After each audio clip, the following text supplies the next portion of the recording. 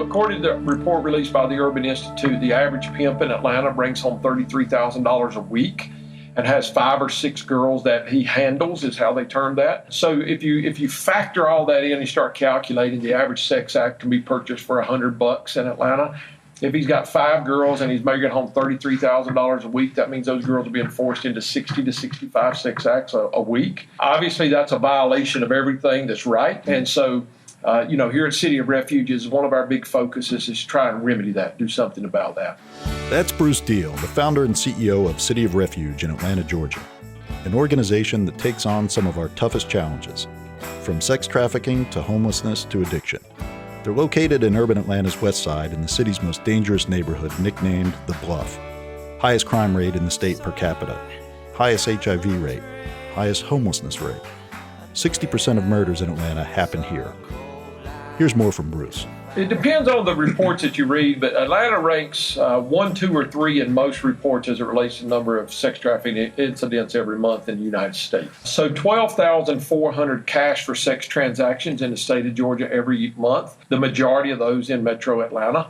And so what happens is there are a lot of individuals, a lot of young girls and young adult women who find themselves either economically challenged, they have some mental challenge, they have an addiction issue, they have a family crisis, and they find themselves being exploited by somebody who offers them housing or the drug of choice or care for their children. And so it begins sort of as an exploitation and then often moves into more of a trafficking issue.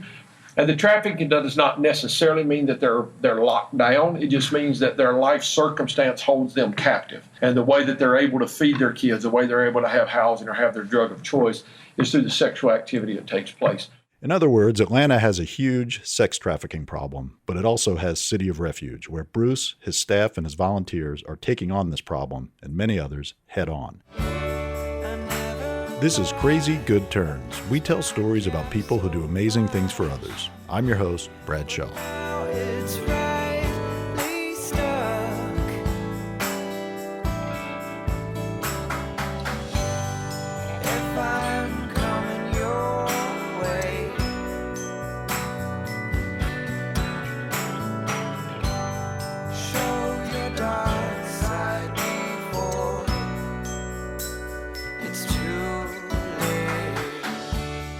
Today we'll get to know City of Refuge and the incredible man behind its birth and growth.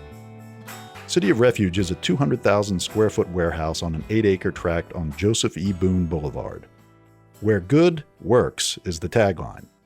The facility includes housing for 250 women and children, a dining hall, a gym, a workout center, a 10,000 square foot medical clinic, a private school for middle and high schoolers, an after-school auto skills training center, a safe house, a teen pregnancy home, and a church. Hundreds, thousands of lives have been turned around here. But it wasn't always like this. So let's go back to the beginning, 1997. Well, yeah, and so, like I said, we lived in the suburbs, had a great home. I literally lived across the street from our girls' school. They were 7, 5, 3, and 1 at the time, so the 7 and 5-year-olds went to school, and my wife would pull them across the street in a little red wagon in the morning and go back and get them in the evening. So we just had this idealistic sort of Mayberry life. Well, I had been in what I call traditional ministry for about 14 years, so had served on church staffs as a youth pastor and associate pastor, those kind of things. And I was invited to go downtown on a 6-month consulting assignment to oversee the potential closing and selling of a little church that most of the folks had moved to the suburbs, and the church was down to about 20 folks and no money and building in disrepair. So our 5th or 6th Sunday, leading the little church that we thought we were going to close, right after service had started a Sunday morning, I was up front and we're about to have a couple songs, and a young lady walked in the back door, and she looked sort of disheveled, looked like she hadn't slept all night, obviously stood out in the crowd because there were only about 20 folks there.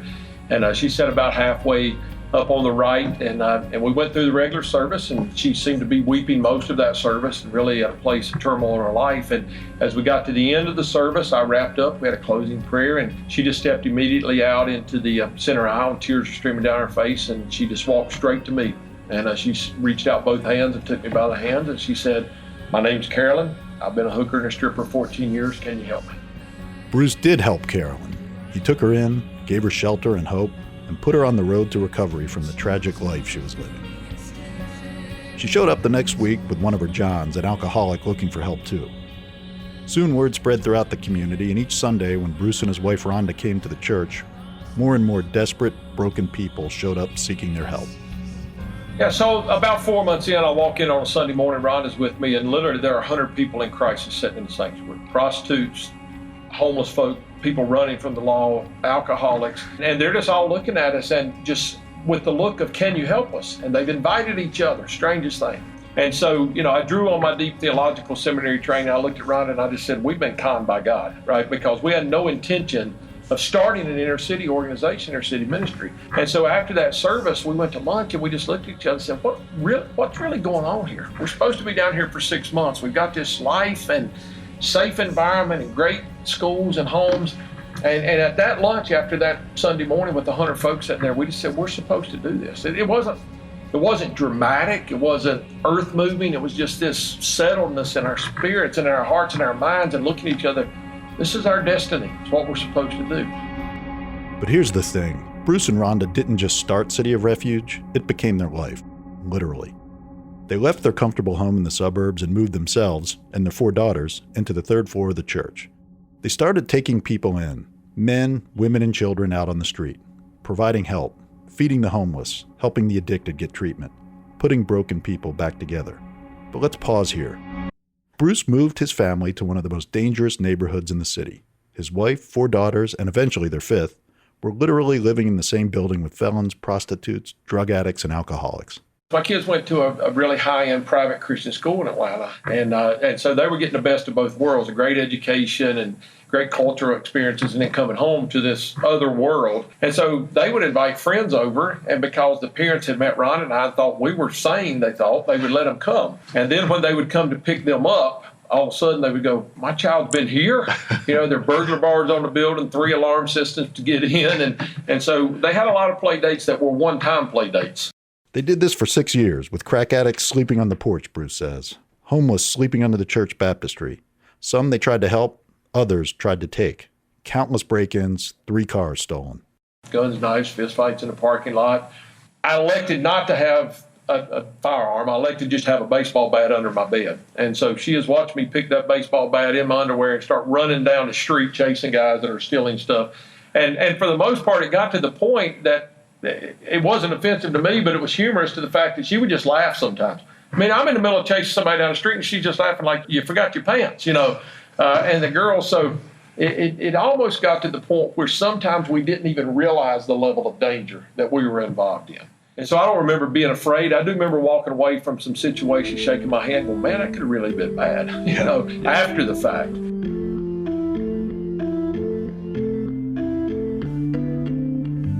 Bruce tells the story of one man named Michael who had been staying at the church's men's shelter and had had a conflict with one of his staff and was dismissed from the shelter. The man called and left violent, threatening voicemails on Bruce's office and cell phones. Bruce is obviously a tough guy, not easily shaken, but this was different. Michael showed up one day and asked to see Bruce, who led him back to his office. They talked, and Michael pleaded to be let back into the shelter, but Bruce told him his behavior was unacceptable and that just wasn't going to happen. They made their way out to the parking lot, and Bruce thought Michael had left when someone yelled for him to watch out as Michael charged around the corner of the building, about to swing a cinder block to bash Bruce's head in. Bruce charged him and wrestled the block from his hands, but it didn't end there.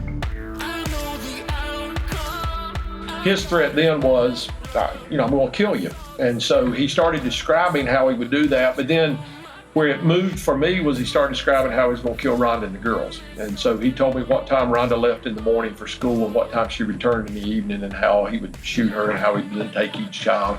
It was just different. I deal with a lot of angry people and I've dealt with a lot of violent people, but there was something different and it was a mental health challenge, I'm sure. And so he says, as a matter of fact, I think I'll just do that now. And so he left, and one of the very few times in my 18 years that I've ever called the cops, I actually dialed 911.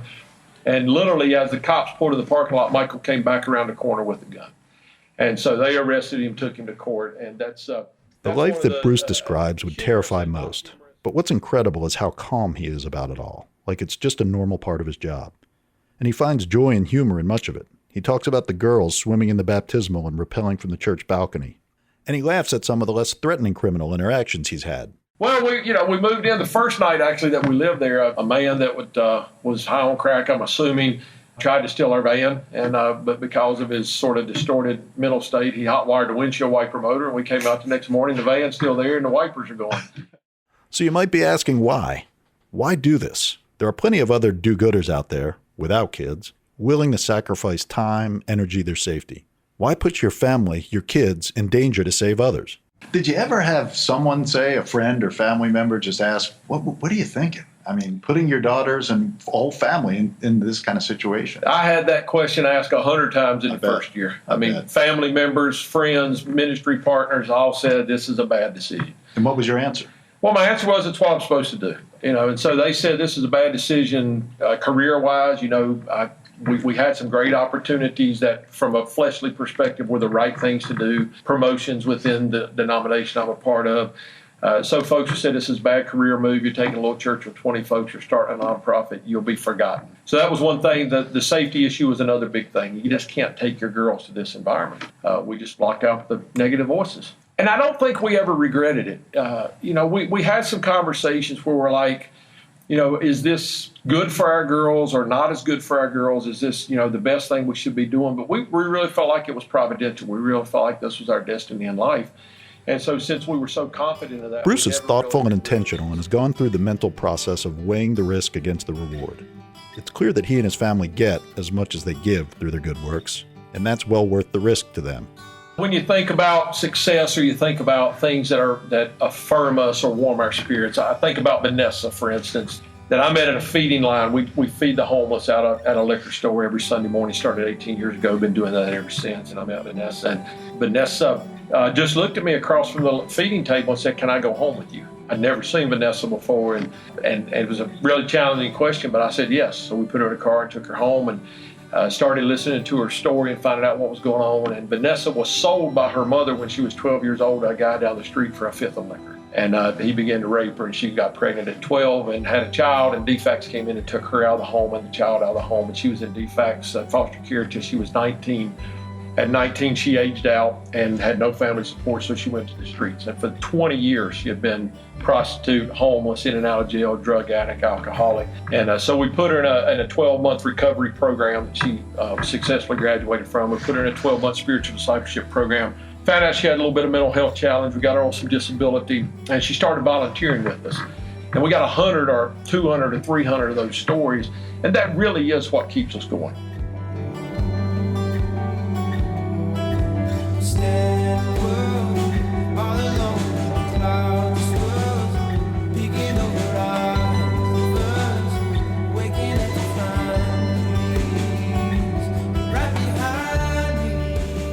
So great. You come into a tough inner city neighborhood, you fight off the bad guys, help hundreds of people get back on their feet.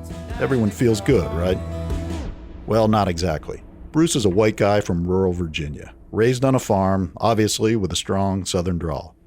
What happens when you parachute into an inner city neighborhood that's 98% black, preaching your word and offering to change everything, including the elements of the community's criminal economic ecosystem? And so when I got here, my greatest resistance and those who provided the greatest resistance were folks who had been here a long time who did not want the white preacher from the suburbs coming in. Again, I think I was just naive. I just knew it's what I was supposed to do. So I just said, I'm showing up. And all of a sudden, I've got folks who've been in the neighborhood for years who are going, literally looking me in the face saying, we don't want you here. I wouldn't back down. My question was, well, why not? And their answer was, because you're white. And so I said, well, there's nothing I can do about that. I just know this is where I'm supposed to be. And so the way we resolved that issue, although it would never be completely resolved, but the way we sort of mitigated that issue, we just continued to do good work over and over and over and over and over and over. And that good work continues today. 6 years ago, Bruce and his family and City of Refuge moved from the church to their current location, that 200,000 square foot warehouse in the most dangerous neighborhood in all of Georgia. They're putting the finishing touches on a loft apartment in the facility where Bruce and his family will live. Some of the girls are grown and married with their own lives now, but all are still involved with City of Refuge in some way. Like Bruce, it's just part of their lives now. Winding back to that first prostitute that came in at the mission church, do you know where she is now and what's happened to her? I do. Yeah, we kept in touch with her. She lives in South Carolina now. She's married, very stable, great job, kids now. And so, when we look back, she had this really rough stretch of 14 years in her life that sort of started getting better when she walked in the door of that little church. And now 18 years later is a huge success story of City of Refuge. I can't say I know Bruce Deal well. I've only met him 2 or 3 times. But from what I've seen, he's a classic study in contrast. A white southern farm boy choosing to live in a black urban ghetto. Someone who can rattle off stats about pimps and the price of a sex act in one breath and quote scripture in the next. A loving husband and father, intentionally putting his family into dangerous situations most other men wouldn't dare. A guy so tough he's almost intimidating in person, but has the biggest heart I've ever seen and a true compassion for his fellow man. Someone living among the most tragic of human consequences, but finding humor and joy in it all. Bruce is an evolved, complex person, all gray in a polarized world of black and white. People who start nonprofits, like Bruce, do it because something breaks their heart. A group of people in dire need, a cause no one else seems to care about. That first prostitute in Bruce's church broke his heart. But people who start nonprofits also have a bottomless well of hope. Despite all the bad in the world that they're trying to fix and all the odds against them, they think and hope they can actually make a difference. And they do. I've got 2 last questions. First, Bruce, what breaks your heart? A lot of things break my heart. And I think to sum it up, the thing that breaks my heart the most at this point in my life after leading City of Refuge 18 years is that the need that exists in our world as it relates to poverty, lack of quality education for too many folks, lack of vocational opportunities for too many folks, domestic violence and sex trafficking. The fact that those issues are as great today as they have ever been in the history of our nation breaks my heart. It's sad that we still face challenges that we faced in 1930 or 1820. And in many respects, the issues are larger because the population base is larger. So the number of folks being challenged by poverty and lack of education and violence is higher than it's ever been. And what gives you hope? What gives me hope is that there are a lot of places like City of Refuge. There are people all over the country who have the right heart, the right motive. They're driven by the desire to help somebody else. The next generation coming really gives me hope. The 20s and 30s of this day, the millennials, are creative, they're passionate, they're driven by justice. And so I'm not dismayed by what's going on because I see the next generation coming up that really seems to have a passion to change what's wrong in our world. I'm Brad Shaw, and thanks for listening to this episode of Crazy Good Turns. Go to crazygoodturns.org to learn more about City of Refuge and submit your ideas for extraordinary people and organizations we should feature. You might have noticed we found some great music to support our podcast, and we've provided a Spotify playlist of the full tracks on our website so you can take a longer listen, which we hope you'll do. And if you're a band with a song we should consider featuring, you can submit it on our website too. Crazy Good Turns is audio engineered by Stephen Key. Music supervision and mixing by Score in Los Angeles. And a special thanks to Megan Basinger. We hope you like our podcast and help us out by sharing us in your social networks and giving us a review on iTunes. Take care and let's connect again soon. I didn't know the gentleman, never had met him, and I went up to speak to him and I said, "Sir, excuse me." I said, "But I was here last Sunday and you come across as a visionary." He said, "I am." And he said him and his wife and his family, they live with their hands open. And they are so profoundly blessed and prosperous.